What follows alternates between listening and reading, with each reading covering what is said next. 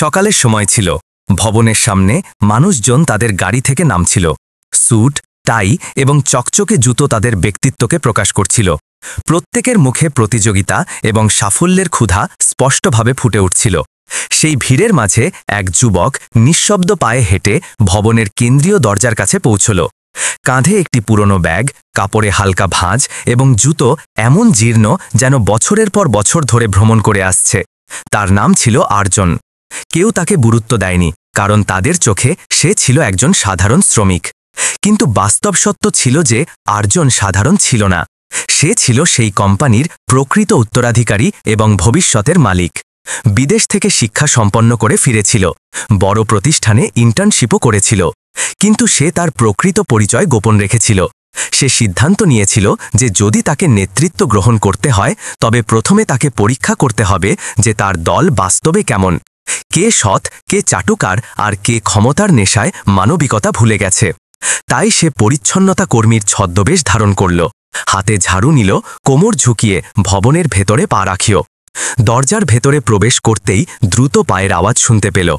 একজন মহিলা high heel পরে তার দিকে এগিয়ে আসছিল। তার নাম ছিল সঞ্জনা, কোম্পানির সহকারী ম্যানেজার। কঠোর স্বভাবের, দাপটশীল এবং তার অধীনস্থদের ওপর আধিপত্য বিস্তারের জন্য বিখ্যাত। তার দৃষ্টি আর্জনের ওপর পড়তেই তীক্ষ্ণ হয়ে উঠল। সে ওপর থেকে নিচ পর্যন্ত তাকে ভালো করে দেখল এবং কঠোর কণ্ঠে বলল, এখানে কেন দাঁড়িয়ে আছো? এখনই পরিষ্কার করো, এটা তোমার দাঁড়িয়ে থাকার জায়গা নয়। আর্জন মাথা নিচু করল। এক মুহূর্তের জন্য তার মনে একটা চিনচিনে ব্যথা অনুভূত হল, কিন্তু মুখে শান্তি ধরে রাখল। নিঃশব্দে ঝাড়ু তুলে কোণের দিকে এগিয়ে গেল। তার জন্য এই অপমান সহ্য করা সহজ ছিল না, কিন্তু সে জানত তার প্রকৃত উদ্দেশ্য অন্য কিছু। এটা কোনো খেলা নয়, বরং একটা বড় পরীক্ষা, যেখানে সফল হওয়া জরুরি। সঞ্জনা যাওয়ার সময় ব্যঙ্গাত্মক কণ্ঠে বলল, এখানে পরিষ্কার করা পুরনো পরিচ্ছন্নতা কর্মীর মতো অলসতা দেখাবে না, নইলে বেশি দিন টিকতে পারবে না। তার কথা শুনে আশেপাশের কিছু কর্মচারী হাসল। কেউ কেউ দমিয়ে হাসি লুকালো, আবার কেউ ফাইলের মধ্যে মুখ লুকিয়ে চলে গেল।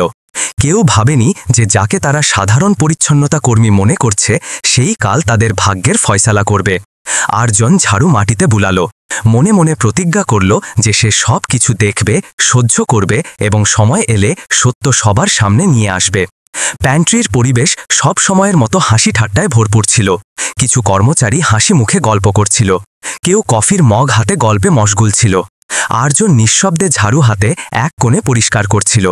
তার দৃষ্টি মাটির দিকে ছিল, কিন্তু কান সব কথা শুনছিল। হঠাৎ একজন মহিলা জোরে হেসে উঠল এবং ইশারা করে বলল, আরে দেখো, নতুন পরিচ্ছন্নতা কর্মী, একেবারে গ্রাম্য মনে হচ্ছে। সম্ভবত প্রথমবার কোনো বড় ভবনে এসেছে। তার সঙ্গে বসা আরেকজন মেয়ে তৎক্ষণাৎ তামাশা করে বলল, হ্যাঁ একেবারে, মনে হয় লিফটের বোতাম টিপতেও জানে না। তাদের সঙ্গে বসা আরেকজন কর্মচারী আরও অপমান করে বলল, কালকে হয়তো এই লোক আমাদের সঙ্গে ক্যান্টিনে বসে খাবার চাইবে। সবার হাসি একসঙ্গে গুঞ্জন তুলল। পরিবেশে অপমান ও অহংকারের গন্ধ ছড়িয়ে পড়ল, কিন্তু আর্জন মাথা তুলল না। তার ঠোঁটে হালকা একটা নিঃশব্দ হাসি ছিল।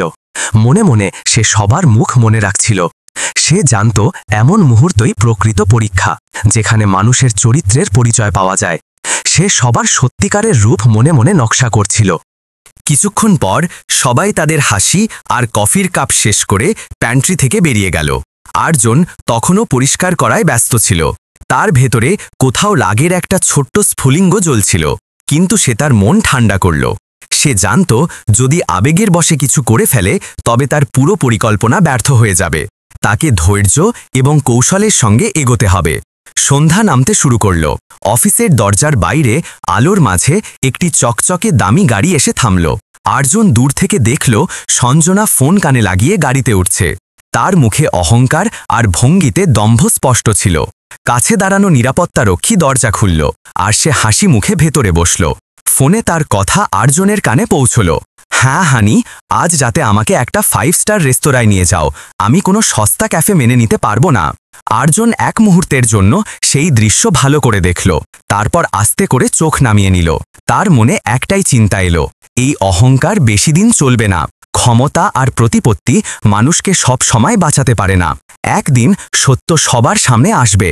সে নিঃশব্দ পায়ে ভবন থেকে বেরিয়ে এলো। সন্ধ্যার ঠান্ডা হাওয়া তার ক্লান্ত শরীরকে স্পর্শ করল। কিন্তু তার চোখে একটা দৃঢ়তার ঝিলিক ছিল। এটি ছিল একটা দীর্ঘ খেলার শুরু, যেখানে প্রতিটি মিথ্যা, প্রতিটি অহংকার এবং প্রতিটি অন্যায় প্রকাশিত হবে। এই পরিষ্কার তুমি করেছ, মেঝে এখনো ভেজা আছে, তুমি কি চাও কেউ পড়ে যাক? তোমার কি বুদ্ধি আছে নাকি? আর্জন মাথা নিচু করল এবং নিঃশব্দে আবার মেঝে পরিষ্কার করতে লাগল। আশেপাশে দাঁড়ানো কিছু কর্মচারী একে অপরের দিকে তাকাল। কারো মনে সহানুভূতির ঢেউ উঠল, কিন্তু কেউ মুখ খুলল না। তারা জানত সঞ্জনার সামনে কথা বলা মানে নিজের জন্য বিপদ ডেকে আনা। সবাই চোখ ফিরিয়ে নিয়ে নিজের কাজে লেগে গেল। এই সময়ে আর্জনের সঙ্গে একজন প্রবীণ পরিচ্ছন্নতা কর্মী ফিরোজের আবার দেখা হলো। ফিরোজ বছরের পর বছর ধরে কোম্পানিতে ছিল।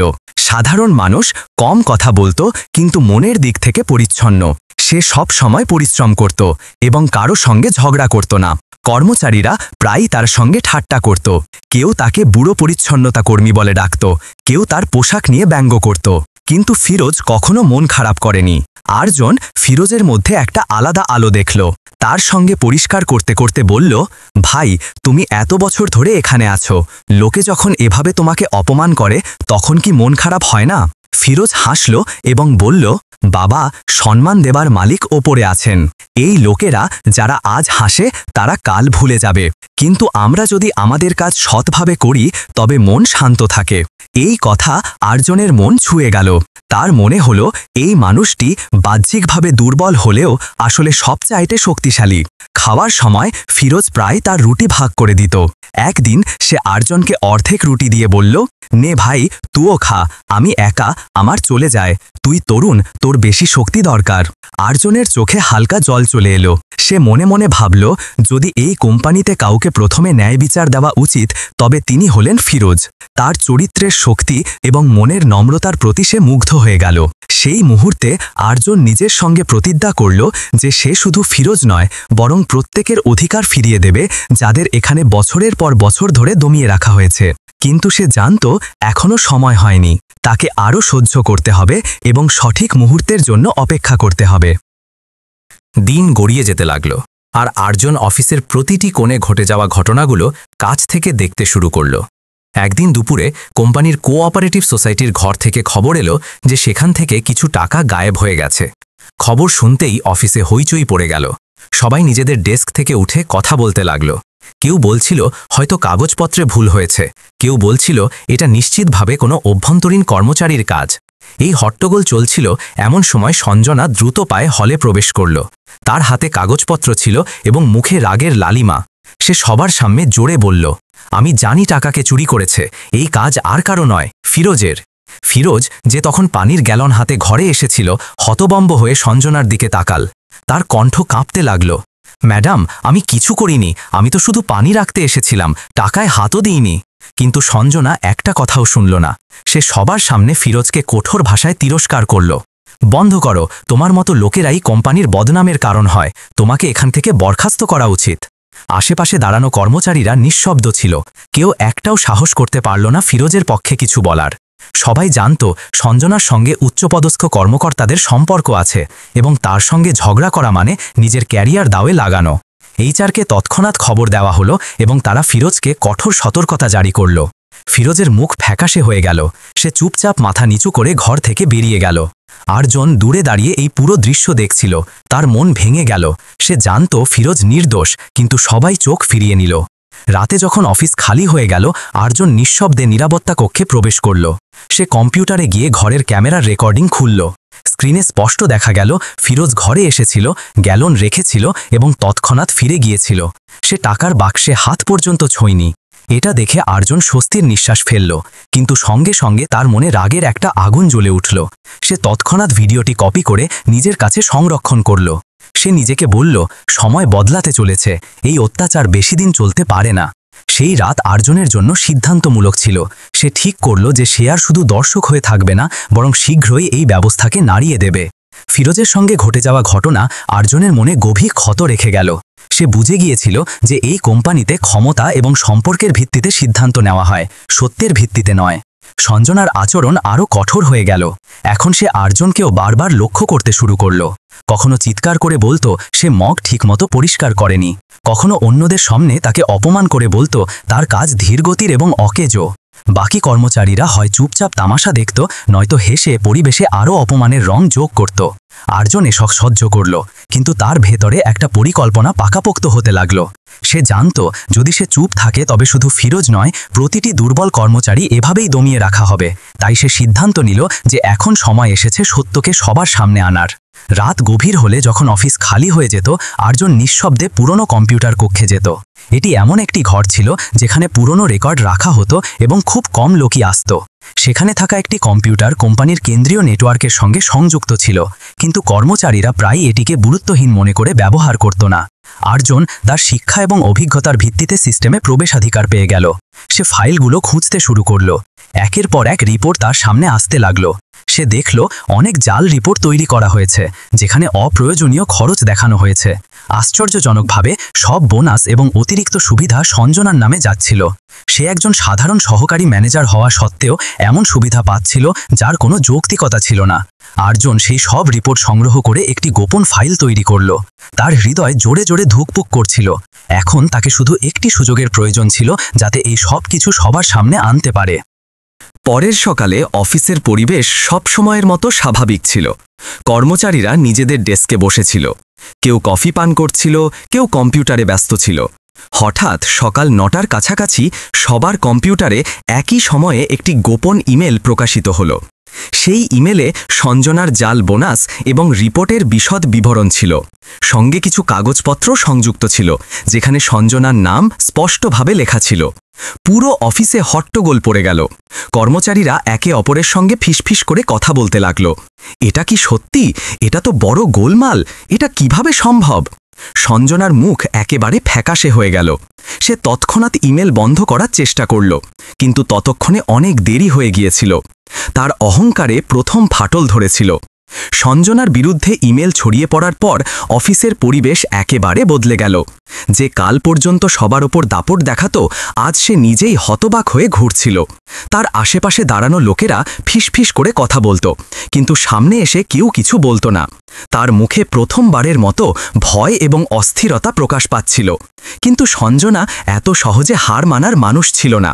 সে জানত কেউ তার বিরুদ্ধে ষড়যন্ত্র করেছে এবং এখন তাকে সেই ব্যক্তিকে খুঁজে বের করতে হবে। সেই রাতে সে তার ঘনিষ্ঠ বন্ধু রিমাকে ডাকল, যে কোম্পানিতে ক্লার্ক হিসেবে কাজ করত। সঞ্জনা ধীর কণ্ঠে বলল, রিমা, আমার মনে হয় এর পেছনে নতুন পরিচ্ছন্নতা কর্মী আর্জন আছে। সে আমার কাছে শুরু থেকেই সন্দেহজনক মনে হয়েছে। তোমাকে তার উপর নজর রাখতে হবে। রিমা অবাক হয়ে গেল। একজন পরিচ্ছন্নতা কর্মী এত বড় খেলা খেলতে পারে? সঞ্জনা ব্যঙ্গাত্মক হাসি দিয়ে বলল, বিশ্বাস করো, কখনো কখনো যারা সবচেয়ে দুর্বল মনে হয় তারাই সবচেয়ে বিপজ্জনক হয়ে ওঠে। পরের দিন রিমা আর্জনের কাছাকাছি যাওয়ার চেষ্টা করল। সে ফিরোজের সঙ্গে বন্ধুত্বের ভান করল এবং খাওয়ার সময় প্যান্ট্রিতে আর্জনের পাশে এসে বসল। সে নরম কণ্ঠে বলল, আরে ভাই, তুমি তো অনেক পরিশ্রম করো, এত কষ্ট করে জীবিকা চলে। আর্জন তৎক্ষণাৎ বুঝে গেল এসব সঞ্জনার ইঙ্গিতে হচ্ছে, কিন্তু সে তার মুখে নিষ্পাপ ভাব বজায় রাখল এবং হেসে বলল, আমি তো এতিম, ছোটবেলা থেকে শ্রম করে পেট পালছি। বড় ভবনে কাজ করাও আমার কাছে স্বপ্নের মতো। রিমা পরে গিয়ে সঞ্জনাকে এই কথা বলল, সে তো একজন গরিব শ্রমিক সঞ্জনা, আমার মনে হয় না সে এত বড় চাল চালতে পারে। সঞ্জনা শ্বাস নিঃশ্বাস ফেলল, কিন্তু তার মনের কোথাও সন্দেহের একটা স্ফুলিঙ্গ তখনও জ্বলছিল। অন্যদিকে আর্জন শান্তভাবে ঝাড়ু দিতে দিতে মনে মনে বলল, এরা মনে করে আমি সাধারণ, কিন্তু আসল খেলা তো এখন শুরু হয়েছে। সে সিদ্ধান্ত নিল যে এখন থেকে সে তার পরবর্তী পদক্ষেপ আরও সতর্কতার সঙ্গে নেবে। তার কৌশল ছিল এমন যে সঞ্জনা এবং তার সঙ্গীরা কখনোই আসল ষড়যন্ত্রের সূত্র পাবে না। সে জানত যদি সে তার প্রকৃত পরিচয় প্রকাশ করে দেয় তবে পুরো পরিকল্পনা ধূলিসাৎ হয়ে যাবে।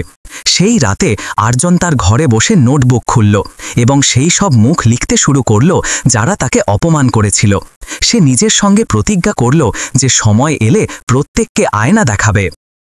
সঞ্জনার আত্মতৃপ্তি সত্ত্বেও আর্জন জানত আসল যুদ্ধ এখনও শুরু হয়নি। সে সিদ্ধান্ত নিল যে এখন তাকে এমন সব প্রমাণ সংগ্রহ করতে হবে যা সঞ্জনা এবং তার সঙ্গে জড়িত লোকদের অপকর্ম উন্মোচন করতে পারে। রাতের বেলা ছিল। অফিস প্রায় খালি হয়ে গিয়েছিল। শুধু কয়েকজন নিরাপত্তা রক্ষী তাদের ডেস্কে বসে ঢুলছিল। আর্জন নিঃশব্দ পায়ে পুরনো রেকর্ড রুমে প্রবেশ করল। সেই ঘরে পুরনো আলমারি আর ধুলো মাখা ফাইল ভর্তি ছিল, কিন্তু কোণে রাখা একটি পুরনো কম্পিউটার তখনও কোম্পানির নেটওয়ার্কের সঙ্গে সংযুক্ত ছিল। এটিই ছিল তার আসল অস্ত্র। আর্জন লগ ইন করতেই তার আঙ্গুলগুলো দ্রুত কিবোর্ডে চলতে লাগল। একের পর এক ফাইল স্ক্রিনে খুলতে লাগল। আর্থিক রিপোর্ট, প্রকল্পের বিশদ এবং খরচের তালিকা। আর্জন সবকিছু মনোযোগ দিয়ে দেখল। শীঘ্রই তাকে সেই জিনিস পেয়ে গেল যা সে খুঁজছিল। অনেক বড় প্রকল্পে অপ্রয়োজনীয় খরচ দেখানো হয়েছিল। লাখ লাখ টাকা এমন জিনিসে খরচ দেখানো হয়েছিল যা কখনো কেনা হয়নি, এবং সবকিছুর অনুমোদনে একই স্বাক্ষর বারবার দেখা যাচ্ছিল, সঞ্জনার। এর সঙ্গে অনেক জাল বোনাস এবং অতিরিক্ত সুবিধার বিশদও প্রকাশিত হল, যা শুধু সঞ্জনার অ্যাকাউন্টে স্থানান্তরিত হয়েছিল। আর্জনের মনে তৃপ্তির একটা ঢেউ উঠল। সে সব নথি কপি করে একটি পৃথক ডোজিয়ার তৈরি করল। কিন্তু সে জানত শুধু নথি যথেষ্ট নয়, তাকে আরও শক্তিশালী প্রমাণ দরকার। পরের সকালে আর্জন তার এক পুরনো বন্ধু এবং কোম্পানির প্রাক্তন ড্রাইভার কামাল চাচার সঙ্গে দেখা করল। কামাল বছরের পর বছর ধরে আর্জনের বাবার সঙ্গে ছিল এবং আনুগত্যের ক্ষেত্রে নিজের একটা উদাহরণ ছিল। দুজনে একটি ছোট্ট ঢাবায় বসল। কামাল আর্জনকে মনোযোগ দিয়ে দেখল এবং ধীর কণ্ঠে বলল, বাবা, আমি জানি তুমি এই সব নাটক কেন করছো। তোমার মুখ দেখেই বুঝে গিয়েছিলাম যে তুমি সেই আর্জন, মালিকের উত্তরাধিকারী। আর্জন অবাক হয়ে হাসল। চাচা, আমি চাই এই কোম্পানির আসল মুখ সবার সামনে আসুক, কিন্তু এখনো সময় হয়নি। আগে সঞ্জনাকে তার নিজের জালে ফাঁসতে হবে। কামাল তার কাঁধে হাত রেখে বলল, আমি তোমার সঙ্গে আছি। যখনই বলবে তোমার জন্য সব কিছু করব। আর্জন মাথা নাড়ল। সে সিদ্ধান্ত নিল যে এখন সে খেলাটাকে আরও এগিয়ে নিয়ে যাবে। এখন আর শুধু দেখার সময় নয়, আঘাত করার সময় এগিয়ে আসছে। কয়েকদিন নিঃশব্দে কেটে গেল। আর্জন প্রতিদিনের মতো পরিষ্কার করতে থাকল, কিন্তু ভেতরে ভেতরে সে তার পরবর্তী আঘাতের প্রস্তুতি সম্পন্ন করল। যেই সুযোগ এলো, ভাগ্যও তার সঙ্গে দিল। কোম্পানির একটি বড় ক্লায়েন্ট হঠাৎ চুক্তি বাতিল করার ঘোষণা দিল। এই খবর বিদ্যুতের মতো ছড়িয়ে পড়ল। ক্লায়েন্ট একটি চিঠি পাঠিয়েছিল যেখানে স্পষ্ট লেখা ছিল যে প্রকল্পের ফাইলে জাল বিলিং এবং অতিরিক্ত খরচ লেখা আছে। সঙ্গে কিছু নথিও সংযুক্ত ছিল যেখানে সঞ্জনার স্বাক্ষর স্পষ্ট ছিল। অফিসে হট্টগোল পড়ে গেল। ম্যানেজাররা একে অপরের উপর দোষ চাপাতে লাগল, কিন্তু সবার দৃষ্টি শেষ পর্যন্ত সঞ্জনার উপর স্থির হল। এইচআর তৎক্ষণাৎ একটি জরুরি মিটিং ডাকল। কনফারেন্স রুমে পরিবেশ কঠিন উত্তেজনার শিকার ছিল। সঞ্জনা চেয়ারে বসে ঘাম মুছছিল। এইচআর ম্যানেজার ঠান্ডা কণ্ঠে বলল, সঞ্জনাজি, এই সব কিছু আপনার স্বাক্ষরে অনুমোদিত হয়েছে, ব্যাখ্যা দিন। সঞ্জনা হতবাক হয়ে গেল। এই সব মিথ্যা। হয়তো সিস্টেমে কোনো ভুল হয়েছে, আমি এমন কিছু করিনি। কিন্তু তার সামনে থাকা কাগজপত্র তার মিথ্যাকে চিৎকার করে প্রকাশ করছিল। সেই মুহূর্তে আর্জন ঘরে প্রবেশ করল, কিন্তু এখন সে আর শুধু পরিচ্ছন্নতা কর্মী ছিল না।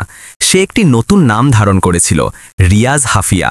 অডিট টিমের সহকারী হিসাবে সেখানে উপস্থিত ছিল। সবাই হতভম্ব হয়ে গেল যে এই পরিচ্ছন্নতা কর্মী হঠাৎ অডিট টিমে কিভাবে যোগ দিল। আর্জন নিঃশব্দে একটি ফাইল টেবিলে রাখল। এটা দেখুন, এখানে ঘুষের লেনদেন এবং জাল স্বাক্ষরের সবকিছু স্পষ্ট আছে। ঘরে নিস্তব্ধতা ছেয়ে গেল। সবাই নথির ওপর চোখ বুলালো। সেখানে স্পষ্ট দেখানো হয়েছিল যে সঞ্জনা অনেক প্রকল্পে অবৈধ কমিশন নিয়েছে এবং টাকা তার ব্যক্তিগত অ্যাকাউন্টে স্থানান্তর করিয়েছে। সঞ্জনার হাত কাঁপতে লাগল। সে কান্নার সুরে বলল, এই সব আমার বিরুদ্ধে ষড়যন্ত্র, কেউ ভেতর থেকে আমার শত্রু। কিন্তু তার কণ্ঠ দুর্বল ছিল। এখন আর কেউ তার কথাই বিশ্বাস করল না। এইচআর ম্যানেজার চেয়ার থেকে ঝুঁকে বলল, আমরা আরও তদন্ত করব, কিন্তু প্রাথমিক প্রমাণ আপনার বিরুদ্ধে। আপাতত আপনার সব সুবিধা এবং বোনাস স্থগিত করা হলো। সঞ্জনার চোখে ভয় নেমে এলো। যে কাল পর্যন্ত সবাইকে তাচ্ছিল্য করত, আজ সে নিজেই সবার সামনে উন্মোচিত হচ্ছিল। আর্য মনে মনে ভাবল, এটা তো শুধু শুরু, আসল খেলা এখনো বাকি। সঞ্জনার বিরুদ্ধে তদন্ত অফিসের পরিবেশকে বদলে দিয়েছিল। যে কখনো সবার ওপর দাপট দেখাত, সে এখন নিজেই অপরাধীর মতো দমে থাকতে লাগল। কর্মচারীদের মধ্যে ফিসফিস বাড়তে লাগল। কেউ বলতো, এখন দেখো, ওকে চাকরি থেকে বরখাস্ত করা হবে। কেউ মাথা নেড়ে বলতো, এমন লোকেরা বেশি দিন টিকতে পারে না। কিন্তু কেউ জানত না যে আসল ঝড় এখনো আসতে বাকি। কয়েকদিন পর কোম্পানির সব কর্মচারীকে একটি জরুরি বার্তা পাঠানো হলো। সবাইকে বড় হলে জড়ো হওয়ার নির্দেশ দেওয়া হয়েছিল। পরিবেশে একটা অদ্ভুত ভয় এবং কৌতূহল ছিল। লোকেরা ভাবছিল হয়তো এটা সঞ্জনার মামলার সঙ্গে সম্পর্কিত। হলে একটি লম্বা মঞ্চ তৈরি ছিল। মঞ্চে সিনিয়র ডিরেক্টররা দাঁড়িয়েছিলেন। তাদের মুখে গাম্ভীর্য ফুটে উঠছিল। তারা মাইকের কাছে গিয়ে বললেন, বন্ধুরা, এই কোম্পানিটি বছরের পর বছর আগে একটি স্বপ্নের মতো গড়ে তোলা হয়েছিল, কিন্তু স্বপ্ন শুধু পরিশ্রম আর সততার মাধ্যমে বাস্তবে রূপ নেয়। কিছুদিন আগে কোম্পানির প্রকৃত উত্তরাধিকারী একটি সিদ্ধান্ত নিয়েছিলেন যে তিনি আপনাদের সবার আসল চরিত্র দেখতে চান। তিনি তার পরিচয় গোপন করেছিলেন, পরিচ্ছন্নতা কর্মীর বেশ ধারণ করেছিলেন এবং প্রতিদিন আপনাদের মাঝে ছিলেন। এটা শুনে হলে হট্টগোল পড়ে গেল। সবার দৃষ্টি একে অপরের উপর স্থির হল। তারপর পর্দা উঠল এবং একজন যুবক স্যুট পরে মঞ্চে প্রকাশিত হল। সে ছিল আর্জুন, যাকে সবাই এতদিন পরিচ্ছন্নতা কর্মী মনে করেছিল। হলে নিস্তব্ধতা ছেয়ে গেল। কিছু কর্মচারীর মুখ খোলা থেকে খোলা থাকল। অনেকে লজ্জায় চোখ নামিয়ে বসল। সঞ্জনার মুখ একেবারে ফ্যাকাশে হয়ে গেল। তার হাত কাঁপতে লাগল। আর্য মাইক হাতে নিল। তার কণ্ঠ শান্ত ছিল, কিন্তু তার কথাগুলো হৃদয়ে তীরের মতো বিঁধছিল। আমার নাম আর্জুন। আমি এই কোম্পানির উত্তরাধিকারী। আমি পরিচ্ছন্নতা কর্মীর বেশ ধারণ করেছিলাম, যাতে দেখতে পারি আপনাদের মধ্যে কে মানবিকতার সম্মান করে আর কে ক্ষমতার নেশায় অন্ধ। সে সবার সামনে একটি ফাইল খুলল, যেখানে সঞ্জনার অপকর্মের প্রমাণ ছিল। সঞ্জনা, তুমি তোমার পথকে ঢাল বানিয়ে দুর্বলদের দমিয়েছ, মিথ্যে বলেছ এবং কোম্পানির ক্ষতি করেছ। আজ থেকে তুমি এই অফিসের অংশ নাও। তোমাকে এই মুহূর্তে বরখাস্ত করা হলো। হলে একেবারে শোরগোল পড়ে গেল। হাততালির গুঞ্জন চারদিকে শোনা গেল। ফিরোজের চোখে জল এসে গেল। যে কর্মচারীরা এতদিন আর্জুনকে তাচ্ছিল্য করেছিল, তারা আজ সবার সামনে মাথা নিচু করল। এই মুহূর্ত শুধু আর্জুনের জয় নয়, সত্যের জয় ছিল। সঞ্জনার বরখাস্তের পর অফিসের পরিবেশ প্রায় বদলে গেল। যে ভয় আর দাপট একসময় প্রতিটি কর্মচারীর হৃদয়ে ছড়িয়ে থাকত, তা এখন শেষ হয়ে গিয়েছিল। যেখানে আগে চাটুকারিতা এবং রাজনীতির রাজত্ব ছিল, সেখানে এখন নিঃশব্দতা এবং সতর্কতা ছড়িয়ে পড়েছিল। সবাই জানত, যাকে তারা পরিচ্ছন্নতা কর্মী মনে করত, সে আসলে কোম্পানির মালিক। কিন্তু আর্জুন তৎক্ষণাৎ তার চেয়ারে বসার তাড়াহুড়ো করল না। সে জানত, পরিবর্তন শুধু ঘোষণায় আসে না, বরং মানসিকতা বদলের মাধ্যমে আসে। সে সিদ্ধান্ত নিল যে প্রথমে সে সেই কর্মচারীদের ক্ষত পূরণ করবে, যাদের বছরের পর বছর ধরে দমিয়ে রাখা হয়েছিল। সে একটি নতুন প্রোগ্রাম চালু করল, নৈতিক প্রশিক্ষণ সেশন। এই সেশনে সব কর্মচারী, ম্যানেজার হোক বা পরিচ্ছন্নতা কর্মী, একসঙ্গে বসত। সেখানে কোনো বড় বা ছোট চেয়ার ছিল না। সবাই একই স্তরে বসে গল্প শোনাত, অভিজ্ঞতা ভাগ করত এবং শিখত যে মানবিকতাই সবচেয়ে বড় পরিচয়। প্রথম সেশনেই একটি ভিডিও দেখানো হলো, যেখানে সঞ্জনা আর্জুনের ওপর পানি ছুড়ছিল। হলে নিস্তব্ধতা ছেয়ে গেল। সবার মুখ লজ্জায় নুয়ে পড়ল। আর্জুন নরম কণ্ঠে বলল, এই ভিডিও আমার সম্পর্কে নয়, এটা আপনাদের সবার আচরণের প্রতিফলন। যখন আমরা আমাদের থেকে দুর্বলকে তাচ্ছিল্য করি, তখন আসলে আমরা আমাদের মানবিকতা হারিয়ে ফেলি। এর প্রভাব সবার ওপর গভীর হল। অনেক কর্মচারীর চোখ থেকে জল গড়িয়ে পড়ল। তারা বুঝে গেল যে সম্মান পদে নয়, চরিত্রে মেলে। এই সময়ে আর্জুন ফিরোজকে তার অফিসে ডাকল। ফিরোজ ইতস্তত করে ভেতরে এলো, পুরনো কাপড়ে, মুখে বিস্ময় এবং আতঙ্ক। আর্জুন হেসে বলল, ভাই ফিরোজ, আজ থেকে আপনি এই কোম্পানির লজিস্টিক কোঅর্ডিনেটর। এই পদ আপনার সততা এবং পরিশ্রমের জন্য। ফিরোজের চোখ ভিজে গেল। সে কাঁপা কণ্ঠে বলল, আমি তো একজন পরিচ্ছন্নতা কর্মী ছিলাম, আমি এই সম্মান কিভাবে পেলাম? আর্জুন নরমভাবে বলল, পদ মানুষকে বড় করে না, মানবিকতা করে, আর আপনি তা সবচেয়ে ভালোভাবে প্রমাণ করেছেন। অন্যদিকে সঞ্জনাকে কোম্পানি থেকে বরখাস্ত করা হয়েছিল, কিন্তু আর্জুন তাকে জীবনের একটি সুযোগ দিল। একদিন একটি ক্যাফেতে তার সঙ্গে দেখা করে বলল, জীবন শেষ হয়নি, যদি বদলাতে চাও তবে এই কার্ড নাও, আমাদের প্রশিক্ষণ প্রোগ্রামে যোগ দাও, সেখান থেকে নতুন করে শুরু করতে পারো। সঞ্জনার চোখ থেকে জল গড়িয়ে পড়ল। প্রথমবারের মতো সে অহংকার নয়, নম্রতার স্বাদ পেল। কোম্পানি এখন সত্যি একটি পরিবারে পরিণত হয়েছিল। সেখানে সবাই জেনে গিয়েছিল যে আসল শক্তি অহংকারে নয়, বরং সত্য, ধৈর্য এবং ন্যায় বিচারে।